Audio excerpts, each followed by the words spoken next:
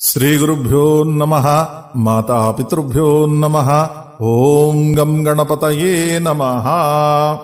అఖిలాండకోటి బ్రహ్మాండ నాయకుడు సాక్షాత్ శ్రీమన్నారాయణమూర్తి అవతారం, రాబోయే కల్కి పురుషునికి మూలమూర్తి జగద్గురు శ్రీమద్ విరాట్ పోతులూరి వీరబ్రహ్మేంద్ర స్వామివారు.